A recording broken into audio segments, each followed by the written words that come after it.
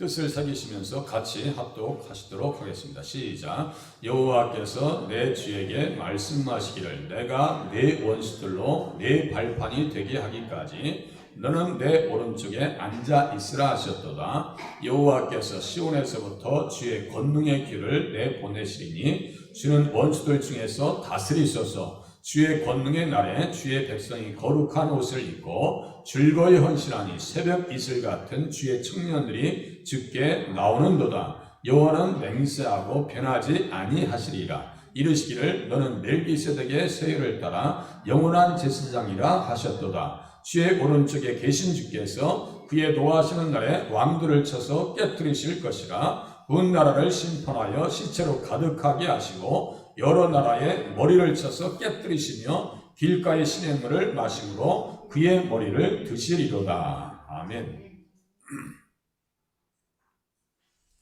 네, 말씀의 제목은 보좌 우편에 앉으신 예수님이다. 한 제목을 드립니다.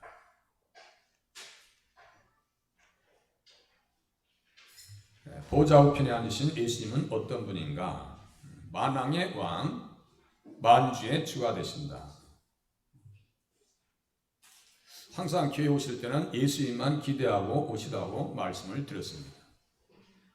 왜냐하면 성경이 예수님만 증거하기 때문입니다. 다윗이 본문을 기록한 이유도 하나님 보좌 우편에 계신 그리스도를 증거하기 위한 것입니다. 모세오경과 선지자의 글과 시편의 날을 가리켜 기록된 모든 것이 이루어져야 하리라. 누가복음 24장 44절 그 말씀 그대로예요. 그러니까 시편을 다윗이 왜 이렇게 길게 써놨는가? 예수 믿으란 얘기예요. 지금 어떤 예수님을 믿으란 얘기예요? 보좌 우편에서 만왕의 왕이요 만주의 주가 되신 예수님을 믿으라는 뜻으로 이 말씀을 기록해 놓았습니다. 딴 얘기한 게 아니에요.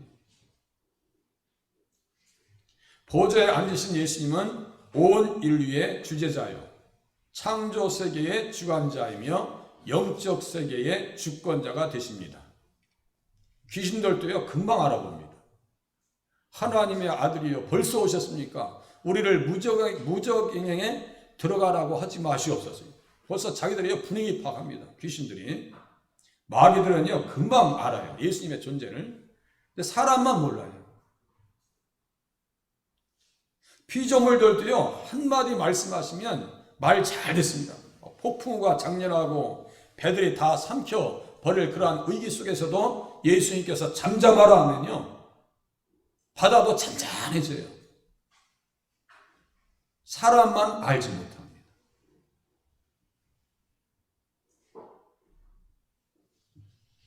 그래서 시편 110장 2절에 보니까 권능의 기운을 가지고 계시다. 여호와께서 시온에서부터 주의 권능의 기운을 내보내시리니 주는 원수들 중에서 다스리소서 그랬어요. 권능의 기운은 지휘봉 있죠. 지휘봉. 사단장님이나 대대장님이나 이 지휘봉 있죠. 이렇게 이해하시면 돼요. 근데 다윗이 이야기한 것과 사도 요한이 이야기한 것과 에스겔이 이야기한 것과 다니엘이 이야기한 것과 이 이야기들이 다 똑같아요. 다 똑같습니다. 똑같이 예수님을 보고 성경에 기록해 놓았어요. 그 주님 앞에 말씀을 잘 듣는 사람들은 아무리 전쟁 중에서도 복을 받았다고 하는 이야기가 있고 아무리 태평성대한 시간 속에서도 주님의 통치와 다스림을 받지 아니하면 불행해진다라고 하는 사실을 솔로몬을 들어서 우리에게 또 이야기를 해주고 있습니다. 어떠한 상황에서 하박국은 그러죠. 하박국은 외양간에 소도 없고 포도주에 포도나무에 포도도 없고 무화과에 아무것도 없어요. 우리 교회 앞마당에 참외가 심겨져 가지고 그 참외 하나 달려가지고 그 권사님도 관심 있게 보고 저도 관심 있게 봤는데 어떤 사람이 홀랑 따가버렸어. 따가버렸어요. 그래서 어렸을 때 제 생각 났어요. 남의 집 가서 서리하다가 네가 서리 맞았구나. 그런 생각 들었어요. 심은 대로 거두는 거예요. 그냥 우스갯소리를 한 거예요. 사도 요한이 반모섬에서 예수님을 만왕의 왕이다, 만주의 주가 되신다라고 고백을 합니다. 19장 16절에 보니까 그 옷과 그 다리에 이름을 쓴 것이 있으니 만왕의 왕이요 만주의 주라 하였더라. 그렇게 본 사람들, 그렇게 믿은 사람들은 어떻게 살았냐면요, 절대적으로 하나님의 말씀의 권위 앞에 엎드려서 신앙생활했습니다. 말씀의 권위가 그들의 삶 가운데서는요 높아졌어요. 그런데 그 예수님을 알지 못하는 사람들은요 입술로만 주여 주여입니다. 우리는 그런 사람이 되지 아니하고 정말 예수님을 주님으로 인정하면서 신앙생활 하실 수 있기를 바랍니다.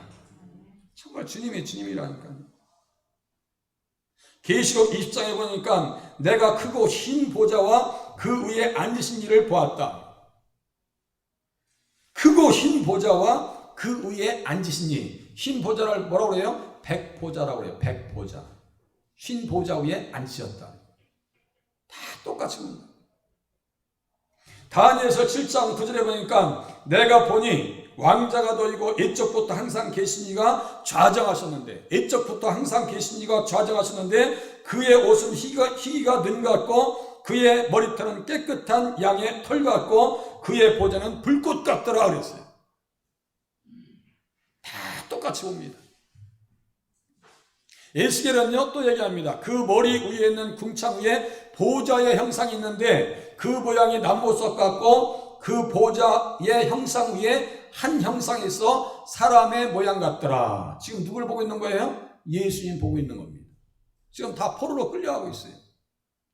바벨론으로 포로로 끌려가면서 그발 강가에서 예수님을 봅니다. 그러니까요 가슴은 그냥 꽉 차 있는 거예요.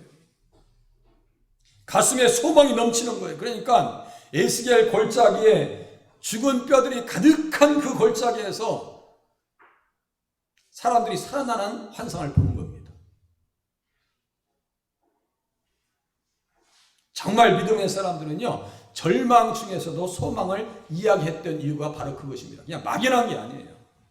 절대로 막연한 것이 아니다. 바벨론이 무너지고 그 절망의 무덤을 열고 하나님의 백성들이 다시 나올 것이다 라고 이야기합니다. 그 메시지예요. 그리고 다윗을 맨 앞에 모시고 나올 것이다. 그 다윗이 누군데요? 예수님이에요.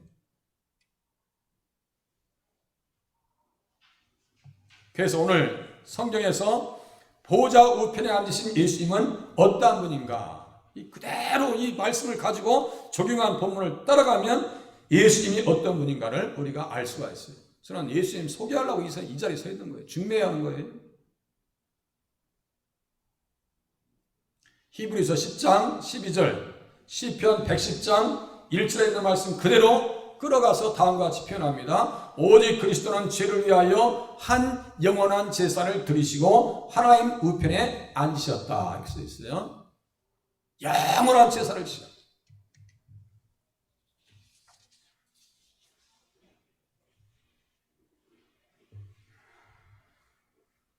예수님의 보혈의 능력은 중간쯤 보세요. 예수님의 보혈의 능력은 온 인류를 구원하실 수 있지만 당신의 백성들에게만 믿음을 선물로 주시어 구원하십니다. 다 구원받는 게 아니에요. 다 구원받을 수 있지만 누구든지 다 예수 믿으라라고 초청하시지만 하나님의 백성들만 구원받습니다. 지금 보세요. 밖에 다 예수 믿는 게 아니에요. 다 믿음을 가지고 마지막 시간을 맞이하는 것이 아닙니다. 믿음은 영원한 현재형입니다. 과거도 없고요. 미래도 없어요. 항상 믿음은 현재형이에요. 예수님은 그들을 위해서 십자가에 달리셨는데 이것을 어떻게 했어요? 그리스도는 죄를 위하여 한 영원한 제사를 드리셨다. 이렇게 표현하는 거예요. 십자가를 한 영원한 제사를 드리셨다. 이 제사 외에는 제사가 필요한 게 아니에요. 예수 십자가에 달리셨는데 영원한 제사를 다 이루셨는데 뭘 또 가서 또 여린 양을 잡고 6월절 양을 또 찾고 그래요. 그 정말 웃기는 거예요. 어디 교회 가다 무슨 뭐 6월절 어린 양이 그거 다 사기치는 거예요. 이 말씀이 써 있잖아요. 영원한 제사를 드리셨다. 제사는 끝났어요. 무슨 양을 잡고. 어떤 교회는 또 그걸 가서 또 수련해가지고 어린 양을 끌고 가지고 목을 이렇게 따고 막 이제 피 흘리고. 그거 왜 바보스러운 짓을 하냐고. 구약의 제사를 재현하겠다고. 그것도 동물 인권 뭐 연대인가 걸려가지고 얼마나 시끄러운지. 교회가 왜 그래야 돼요?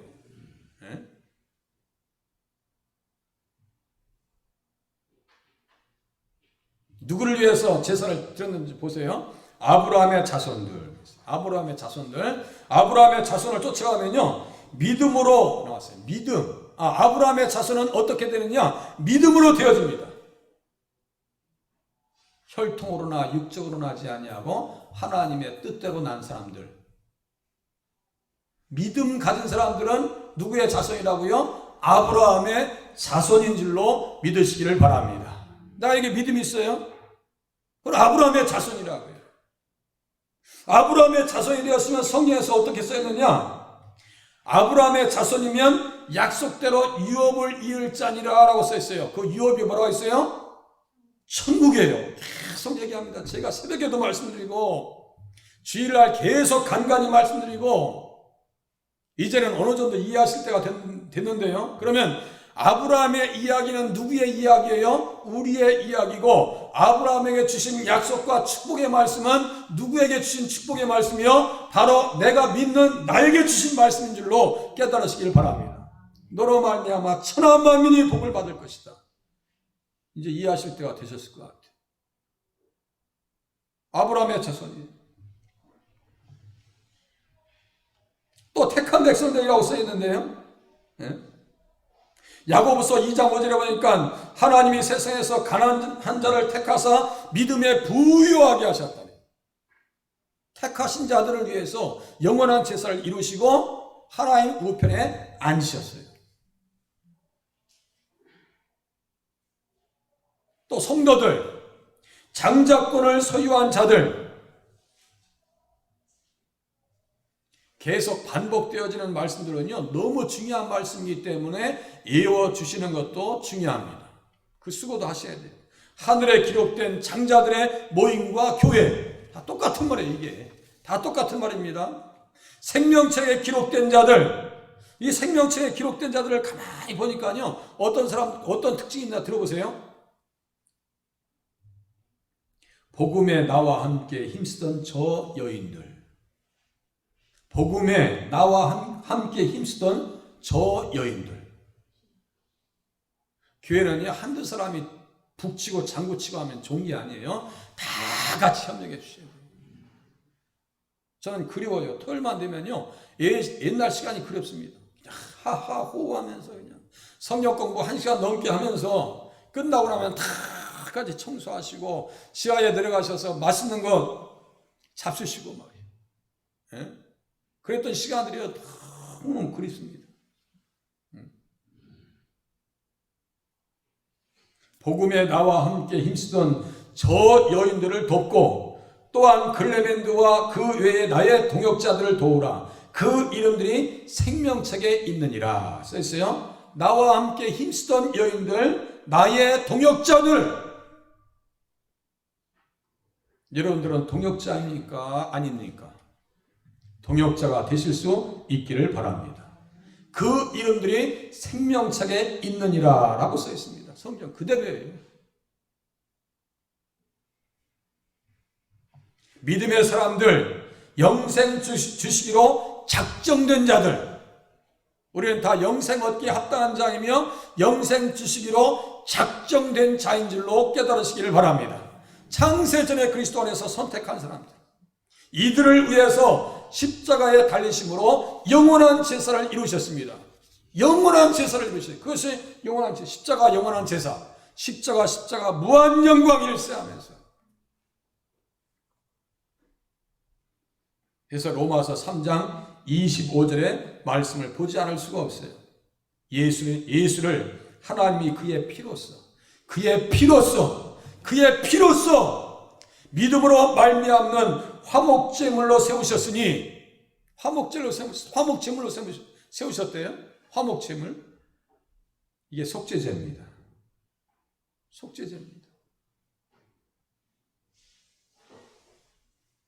레위기 16장에 나타납니다. 염소를 세워가지고 말이죠. 산염소에다가 대제사장이 머리에다 안수합니다. 이스라엘 백성들의 모든 죄 있죠. 생각으로 지은 죄, 하나님 말씀을 어긴 죄 다 구하고 머리에 안수합니다. 이게 무슨 뜻일까요? 내 죄를 네가 다 가지고 가 이거예요. 그를 광야로 내보냅니다. 그러면 염소는 광야로 나가면 어떻게 되겠어요? 죽겠어요? 살겠어요? 비참하게 죽습니다. 여러분들 동물의 왕국 보면 사자들이 임팔라 잡아먹는 거 보셨죠? 그냥 그 자리에서 산채로 다 뜯어먹습니다. 산채로 다 뜯어먹어요. 우리 예수님이 우리 죄를 위한 십자가의 제물 되셨다는 사실을 그 말씀을 통해서 우리에게 이야기해 주고 있습니다. 그렇게 하면서 길이 참으시는 중에 전에 지은 죄를 간과하심으로 자기의 의로우심을 나타내려 하심이니 자기의 의로우심을 나타내사 자기도 의로우시며 또한 예수 믿는 자들을 의롭다 하려 하심이라 그랬어요. 간과해 줄게 다 통과. 우리는 생각나. 그래서 하나님 내가 아무리 생각해도 죄 지은 것이 있는데 내 이것까지는 천국 못 갈 것 같아요. 그래도 주님이 어떻게 하시는 거예요? 통과. 난 내 죄 생각이 안 나는데 너는 왜 네가 생각하고 있어? 그건 통과야. 이러한 믿음을, 이러한 축복을, 이러한 구원을, 이러한 천국을 우리에게 주신 줄로 믿으시기를 바랍니다. 맞아요? 틀려요? 맞아요. 네? 교회 다니면서 죄 용서에 대한 확신이 없어요? 부활 승천하신 후에 보좌 우편에 예수님이 앉으셨습니다. 십자가에 달리셔서 시편 110장 3절 한번 봐보세요. 시편 110장 3절 어떤 인물로 만들었는지 보세요. 시편 110장 3절 성경을요 가만히 보면 그 안에 그냥 꿀송이가 넘쳐나요. 네? 주의 권능의 날에 주의 백성이 거룩한 옷을 입고 주의 백성 삼으셨죠? 거룩한 옷을 입고 줄거이 헌신하니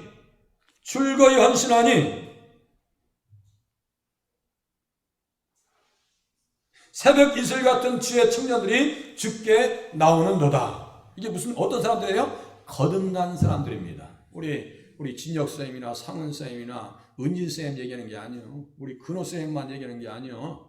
우리 성경쌤처럼 전문 사람들만 얘기하는 게 아니에요. 이 거듭난 사람들을 주의 청년들이 주께 나오는도다. 겉사람은 후피하나 우리의 속사람은 날로 새롭게 하시는 은혜가 우리에게 주어졌습니다.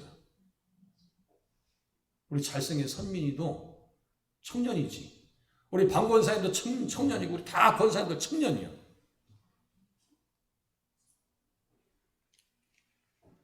십자가에 달리시기 전 고문의 현장에서도 그 고문하는 자들 앞에서도 거침없이 예수님은 그 말씀을 하십니다.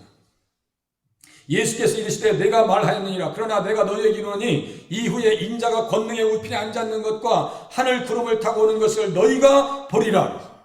하늘 구름을 타고 오는 것을 너희가 보리라. 마태복음 26장 64절에요. 고문하는 자들 앞에서도 권능의 보좌 우편에 앉아있는 것을 또 주님께서 말씀하셔요.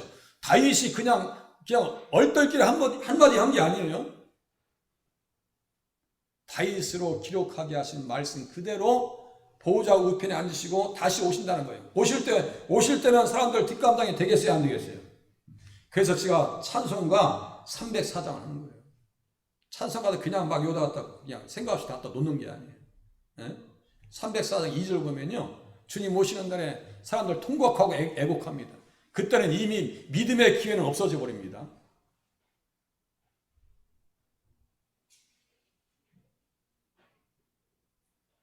그래서 시편 110장 5절 그 날을 어떠한 날로 썼는지 보세요. 110장 5절 보세요. 110장 5절 그 날을 어떠한 날로 썼는지 보세요. 그날에 어떠한 인생들이 무너지는지 보세요.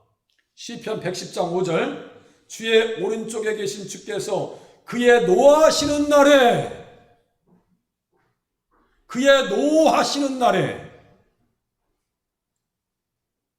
이걸 두려워해야 돼요. 그의 노하시는 날에 왕들을 쳐서 깨뜨리실 것이요 문나라를 심판하여 시체로 가득하게 하시고 여러 나라의 머리를 쳐서 깨뜨리신다라고 써 있어요. 이 사람들은 믿는 사람일까요? 믿지 않는 사람들일까요? 어려워요? 너무 형이상학적인 얘기를 해요 지금? 제가? 아니 시편 110장 보시라니까. 다시요. 5절 보세요. 주의 오른쪽에 계신 주께서 누굴 얘기하는 거예요 지금? 주의 오른쪽에 계신 주님은 누굴 얘기하는 거예요? 예? 왜 어떻게 나야 또 금방 답을 얘기해놓고 또 엉뚱한 얘기. 주의 오른쪽에 계신 주님은 누구예요? 예수님이에요. 예수님. 예수님께서 그의 노하시는 날에 라고 하는 것은 어떤 때예요? 예수님 오시는 때예요. 예수님 오시는 때에 왕들을 쳐서 깨뜨리실 것이다. 그 왕들이 어디 써있냐면요 계시록 19장 18절에 써놨어요. 제가 토요일 날 카톡으로 점심시간 끝나고 바로 다 보내드렸어요. 한 번쯤 보고 오시라고. 그리고 아침마다 보내드리는 선구요 그냥 제가 아무 생각 없이 보내드리는 게 아닙니다. 제가 계속해서 예수님 중심으로 내용들을 전개해서 보내드리는 거예요. 그 새벽 예배 할 때도요 계속 제가 예수님 얘기하지 여호수아에서 뭐 갈렙만 얘기하는 게 아니에요. 가만히 보세요. 들어보세요.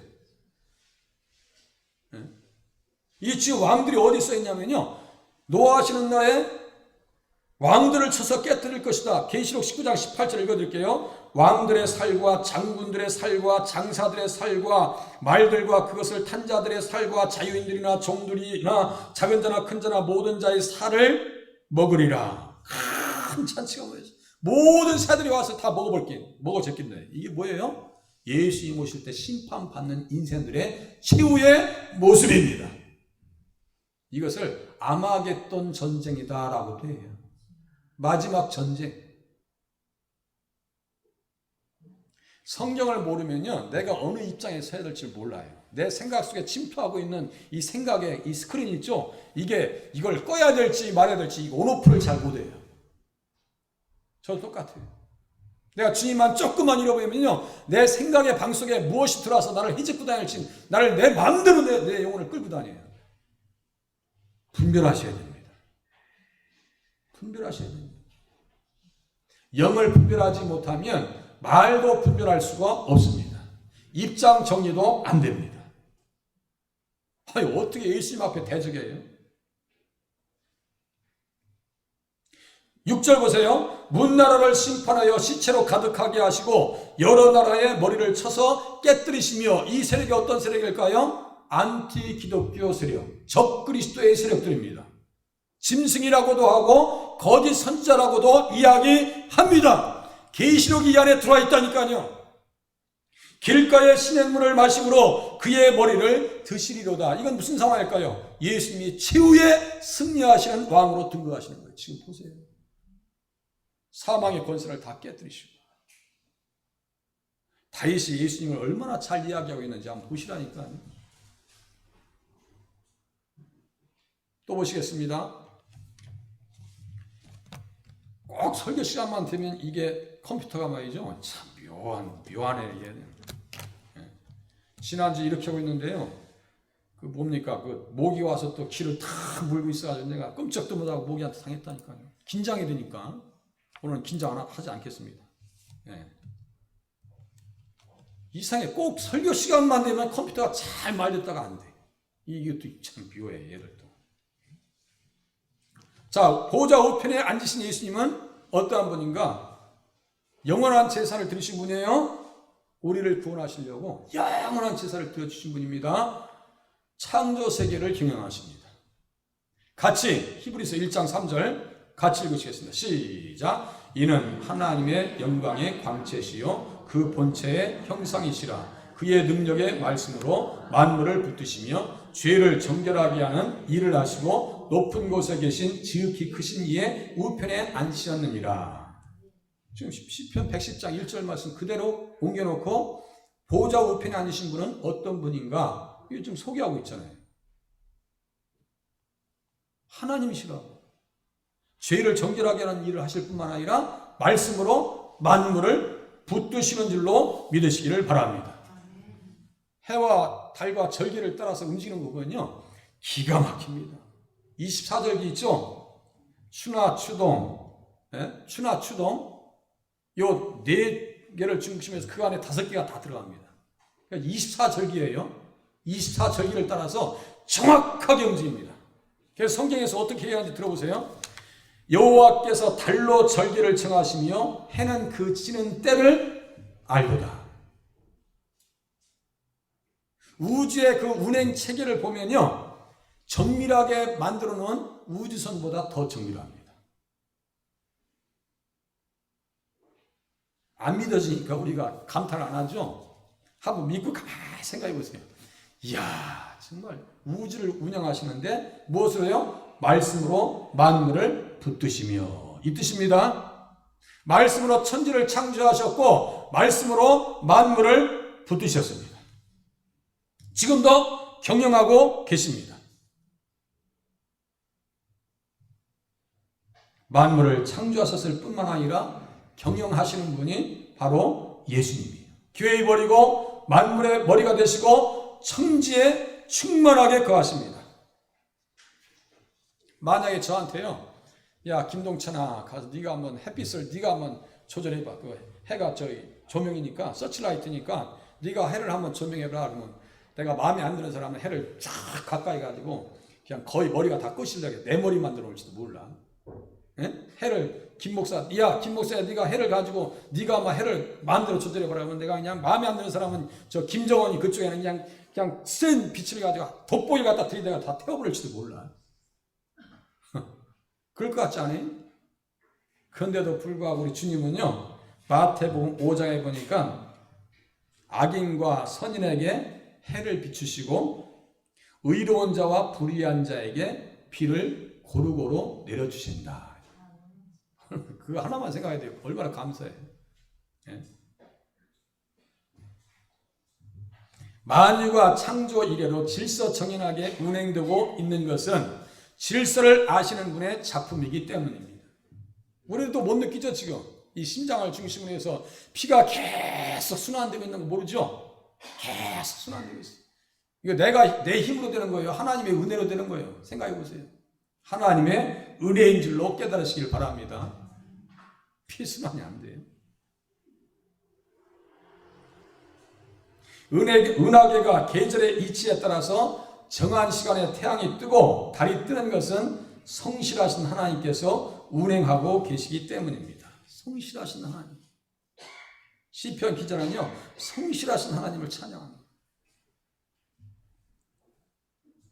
시편 8장에 보니까요, 다윗이 얘기합니다. 주의 손가락으로 만드신 주의 하늘과 주께서 베풀어 두신 달과 별들을 내가 보오니 하면서 막 주님의 창조 세계를 보면서 감탄합니다.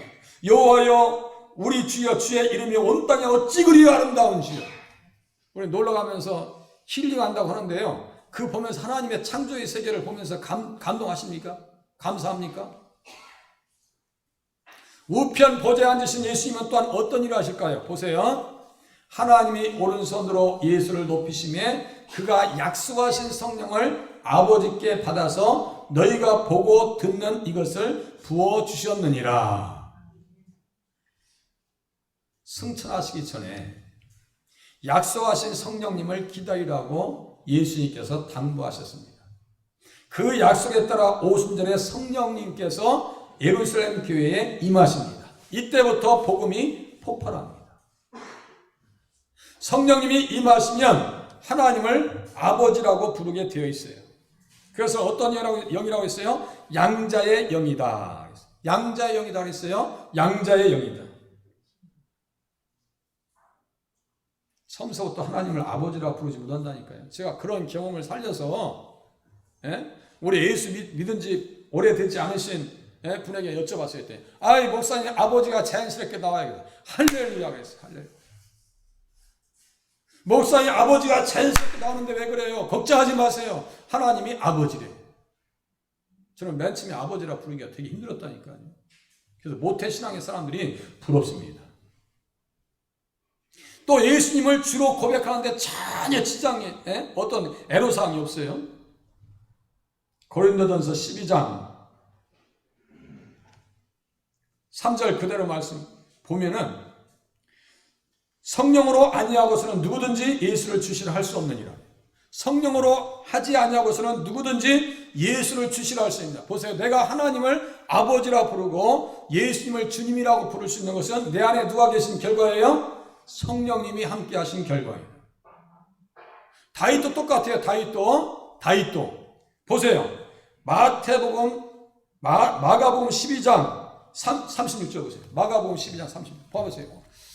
마가복음 12장 36절 마가복음 12장 36절 봐보세요. 펴보세요. 성령님에 의해서 예수님을 어떻게 고백하는지 보세요. 12장 36절 마가복음 12장 36절 찾기 쉬우니까 제가 한번 찾아보자고 말씀드린 거예요. 마가복음 12장 36절 12장 36절 같이 읽으시겠습니다. 다 같이 시작.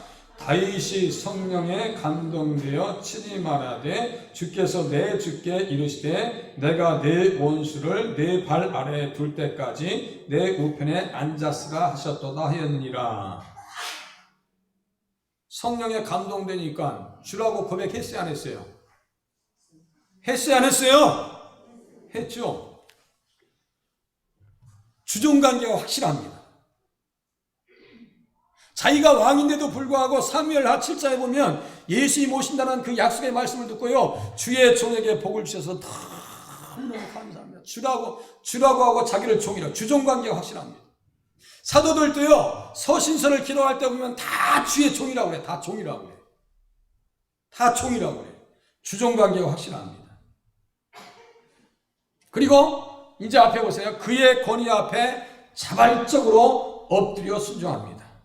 그래서 줄거이 헌신한다 그랬어요. 주의 권능의 날에 주의 백성이 거룩한 옷을 입고 예수의 옷을 입고 의의 옷을 입고 구원의 옷을 입고 빛의 갑옷을 입고 줄거이 헌신하니. 줄거이 헌신하니. 그리고 성령의 사람들은요, 직분을 사모합니다. 끝까지 그 기회 그렇게 생각하지 않습니다. 너무 귀하게 생각합니다. 그리고 성실하게 쓰임을 받습니다. 자기 직분과 사명 앞에요, 아주 성실합니다. 성령 충만한 사람. 성령의 사람 다윗과 모세와 여호수아와 바울과 스데반 집사가 복음에 그렇게 헌신했습니다. 스데반이 성령이 충만하여 하늘을 우러러 주목하여 하나님의 영광과 및 예수께서 하나님 우편에 서신 것을 보고, 보세요. 똑같아요. 지금 우편에 서신 예수님을 바라보면서 복음의 현장에서 돌에 맞으면서도 불구하고 주여 저들의 죄를 저들에게 돌리지 마시옵소서. 정말 복음의 사람으로요, 인생을 잘 마무리합니다. 우리 모두가 그러한 사람이 되실 수 있기를 바랍니다. 적어도 이 정도 사람이 돼야 되지 않겠어요? 무엇이라는 생각해 보세요. 성령님께서 자기 안에 와 계시니까, 성령에 감동되니까요, 이 계산을 잘합니다. 가만히 생각해. 애굽의 왕 1순위야. 지금으로 말하면요, 미국은 민주주의니까 그렇다 치더라도 저 중국의 서열 1위야. 서열 1위요. 재정권이 있습니다. 인사권이 있습니다. 군사력을 마음대로 움직일 수 있어요. 그런데도요, 모세는 이 가치 혼란이 오질 않아요. 잘 결선해가지고 이게 어떤 게 맞는 길인가 딱 결정해가지고요, 하나님의 백성들과 고난받는 것을, 그리스도와 함께 고난받는 것을 애굽의 모든 부하보다 더 큰 재물로 여겼더라. 할렐루야. 오늘 이 자리에 계신 분들이 그러한 눈을 뜨신 줄로 믿습니다.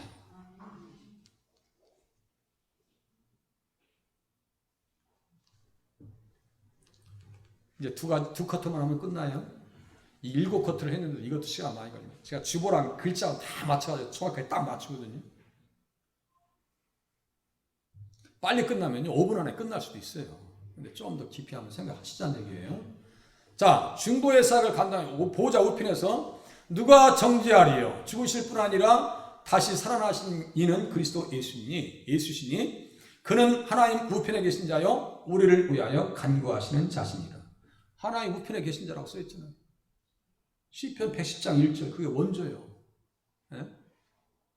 그런데 거기 계셔서 가만히 보시고 계시는 게 아니에요. 천지를 다 운행하실 뿐만 아니라 경영하실 뿐만 아니라 우리를 위해서 뭐 하신다고요? 뭐 하신다고? 간구하신다고요. 그야말로 중보기도 하십니다. 오늘까지 우리들에게 많은 시험과 시련 중에서도 패배하지 않았던 이유는 예수님의 중보 기도가 있으시기 때문입니다. 중보는 예수님에게만 해당되는 용어예요. 교회에서 그냥 중보기도 팀 중보기도 한다. 그렇게 하지 말라고 제가 그렇게 말씀드려요. 총회에서도 지시했어. 제가 언제 중보기도 해주세요라고 한 적이 단 한 번도 없어요. 한번 가만히 생각해 보세요. 그 외람된 표현이에요. 예? 보수적인 교회라고 해서 가서 보면요. 다 중보기도 팀이니 뭐 중보기도 팀이니 아이 웃기지도 않아.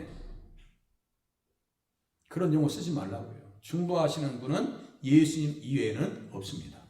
중보하시는 분. 그래서 이제 이 표현과 우리를 대신해서 보면 대신 기도, 도구의 기도 이건 맞아요. 우리를 또 대신해서 기도해 준다는 표현은 맞아요. 중보기도는 예수님에게만 표현돼요.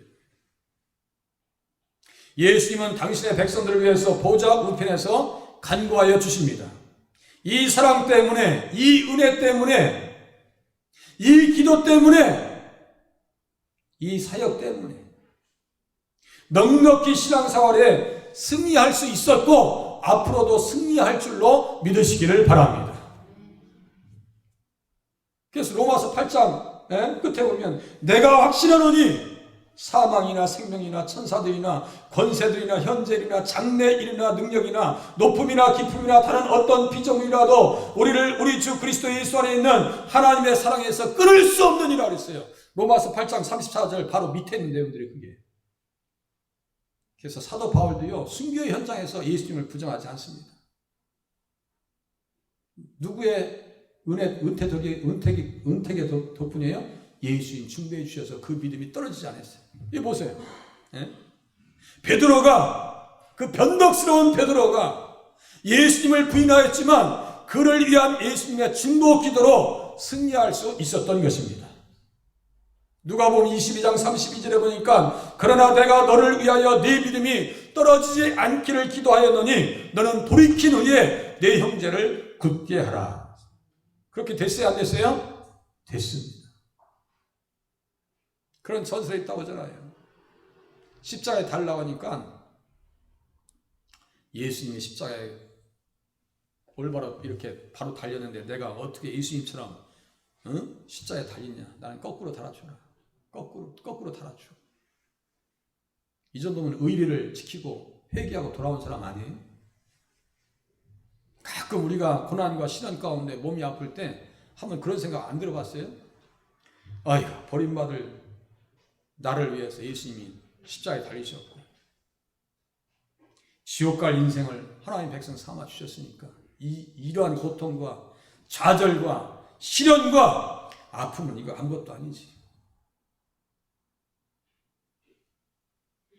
폴리갑과 같은 순교자는요 사도 요한의 직계 제자입니다. 장작불을 다 덮여놓습니다. 기름을 끼얹습니다. 마지막으로 너 얘기할게. 예수를 부인할 거예요 말 거예요? 내 이 나이 되도록 예수님께서 나를 버리지 않으셨는데 무엇을 아는 거예요? 예수님이 중보하시고 사랑하시는 은혜를 무엇인지 아는 거예요. 그러니까 장작불 위에 올라가서요 온몸이 다 들어가도 찬양하면서 순교의 자리에 끝까지 하나님 앞에 믿음을 지킵니다. 오늘 우리의 믿음이 너무 같이 절하되지 않았나요? 한번 생각해 보세요. 네? 우리의 믿음이 우리 예수님께서 이 땅에 계실 때 우리를 위해서 어떻게 중보 기도하셨는지 한번 들어보세요. 우리는 예수님의 기도와 우리의 삶의 방향이 같은지 한번 들어보세요.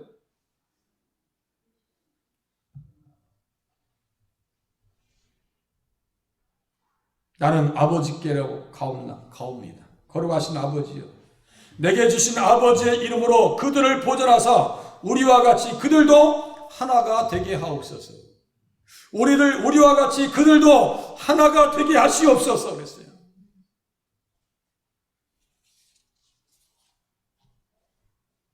하나 되는 것이 얼마나 힘든지 아십니까? 가정도 하나 되기 쉽지 않아요. 보니까.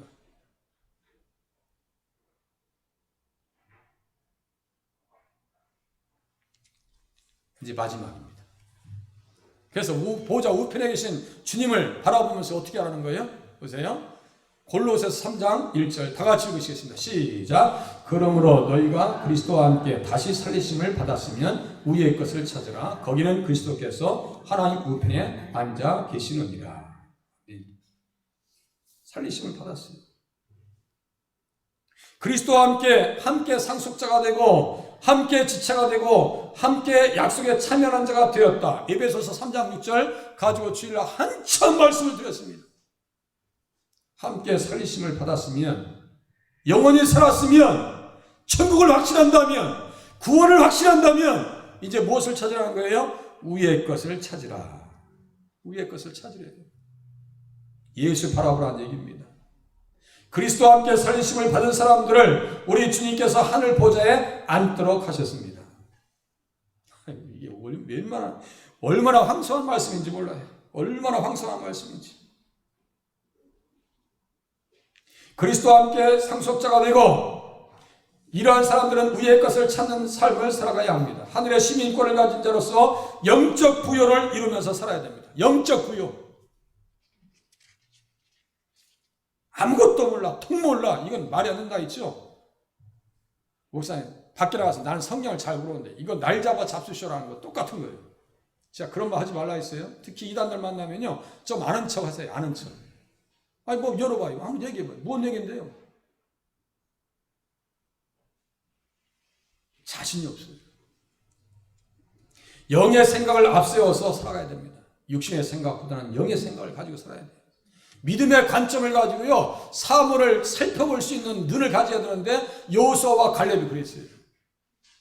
가나안 땅을 보면서 영의 생각을 가지고 그 땅을 봤으니까 하나님께서 주시는 땅이고 하나님께서 함께 하시는 땅이고 하나님께서 함께 하시면 아이만과 세세와 달매를 그가 한꺼번에 다 쳐부술 수 있어라고 얘기하는데 10명의 정탐꾼은 우리는 안 돼. 그게 육의 생각이에요. 하나님 나라와 의를 구하는 삶으로 주님 앞에 영광 돌리실 수 있기를 바랍니다. 보세요. 어떤 분이 예수님이 보좌에 앉으신 만왕의 왕이요 만주의 주가 되십니다. 만유의 주라는 얘기도 해요. 만유라는 것은 모든 것의 주인이라는 얘기. 십자가로 영원한 제사를 드리시고 우편에 앉으셨습니다. 살아가는 백성들을 위해서 보좌 우편에서 지금도 중보하십니다. 그래서 오늘까지 믿음 생활하는 거예요. 연약하더라도 믿음 생활하는 거예요. 내가 볼 때는 쓰러질 것 같은데 또 안 쓰러져 일어서 있어. 모든 삶의 주권을 우리 예수님에게 양도하면서 살도록 하겠습니다. 좀 주권을 좀 양도하세요. 통치권을 좀 주님 앞에 드리세요. 입술로만 주여주여 하지 마시고 정말 삶의 자리에서 이게 하나님께서 기뻐하시는 자리인가 한 번쯤은 생각해 보세요. 죄 용서의 확신 가운데 죄를 멀리하는 삶을 살아야 될 뿐만 아니고요, 좀 죄를 용서해 주세요. 사랑으로 보듬어 주고요, 율법적 관점에서 사람을 대하지 말고요, 복음의 관점에서 사람을 대하셔야 됩니다. 우리 주님이 나를 다 품으신 것처럼 보좌 우편에서 중보하시는 은혜가 있음을 알고 살아가겠습니다. 그러니까 우리들도 어떻게 돼요? 대신 도고의 기도를 해 주어야 됩니다. 형제와 자매를 위해서 대신 기도하는 사역자가 되게 하소서. 주님답게 섬기며 살게 하소서. 주님을 주님으로 인정해 주라고요. 죄의 요구에서 자유하게 하시옵소서. 죄의 종으로 살지 말고 의의 종으로 살게 하시옵소서. 기도하는 이 시간 되시기를 바랍니다. 다 같이 한번 읊조리면서 기도하시겠습니다.